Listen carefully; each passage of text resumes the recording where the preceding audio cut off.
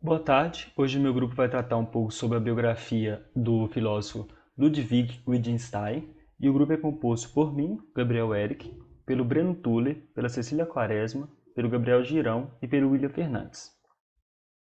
Bom, Ludwig Joseph Johann Wittgenstein nasceu na cidade de Viena, na Áustria, no dia 26 de abril de 1889 e morreu em Cambridge no dia 29 de abril de 1951, sendo filósofo austríaco, mas naturalizado britânico. Caçula de uma prole de 8 filhos, era neto de Hermann Christian e Fanny Wittgenstein, ambos de procedência judaica, mas depois convertidos ao protestantismo. Do lado materno também havia a presença do judaísmo, mas Leopoldine foi criada segundo os parâmetros do catolicismo, adotados igualmente na educação de seus filhos. Foi um pensador da modernidade, filósofo da matemática, um dos principais autores da virada linguística, integrante do Ciclo de Viena e também contribuiu para a renovação da lógica na década de 1920, sendo considerado um dos pais da filosofia analítica.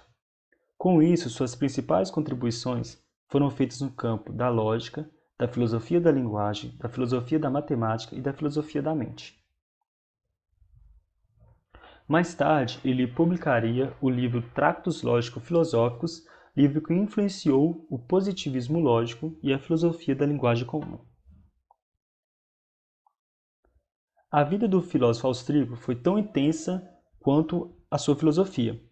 Filho de Karl Wittgenstein, na época um dos industriais mais poderosos da Europa, cresceu num ambiente propício ao desenvolvimento intelectual e artístico e renegou sua herança milionária, pois tanto dinheiro poderia atrapalhar seus pensamentos.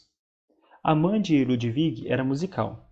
Entretanto, ao lado dos pendores artísticos, a família Wittgenstein apresentava também traços de intensa autocracia, pessimismo, depressão e mesmo tendências suicidas. 3 dos 4 irmãos homens de Wittgenstein cometeram suicídio. Em sintonia com esse ambiente, todos os filhos desenvolveram habilidades incomuns. Ludwig era exageradamente honesto, ingênuo, agressivo e apaixonado pela filosofia. Qualquer um que não valorizasse era solenemente desprezado. Até 1903, Ludwig foi educado em casa e após estudou por 3 anos na escola secundária Realschule em Linz. Em 1906, iniciou seus estudos de engenharia mecânica em Berlim e em 1908 ingressou na Universidade de Münster. Mais tarde, ele interessou-se pela lógica matemática e estudou com Russell entre 1912 e 1913. Já em 1913 e 1914, viveu na Noruega, dedicando-se ao estudo da lógica. Na Primeira Guerra Mundial, ele alistou-se como oficial e participou de batalhas, ganhando condecorações por bravura. Recusou o chamado de recuar e abandonar seus soldados e por isso foi feito prisioneiro. Manteve anotações de cunho filosófico e religioso.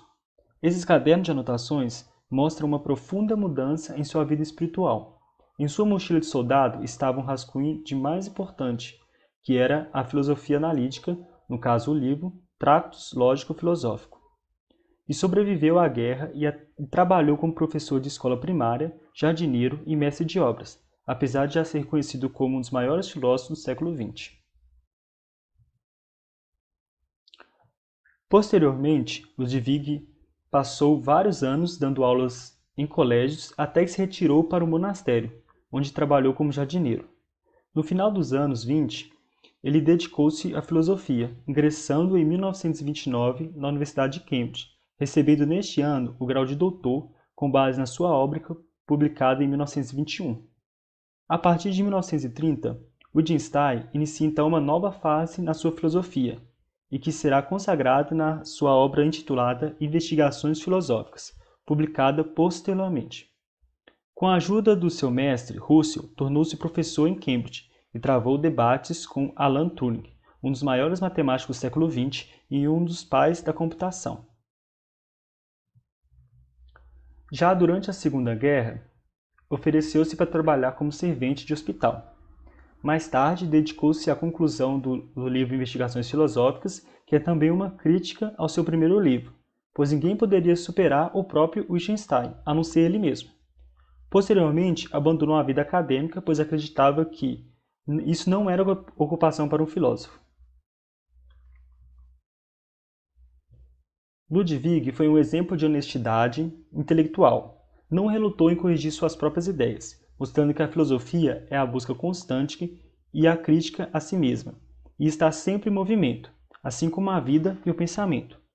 Diante da perplexidade filosófica que move o filósofo, Wittgenstein percebeu as limitações da linguagem para explicar a transcendência do mundo, e diante disso declarou: sobre aquilo de que não podes falar, deve-se calar. Bom, ele morreu de câncer aos 62 anos. O seu último recado para os seus amigos foi: diga-lhes que tive uma vida feliz. Minhas proposições se esclarecem dessa maneira. Quem me entende acaba por reconhecê-las, como contrassensos, após ter escalado através delas, por elas, para além delas. Deve-se, assim por assim dizer, jogar a escada após ter subido por ela. Deve-se sobrepuxar essas preposições e então verá o mundo corretamente. Aqui estão nossas referências e muito obrigado.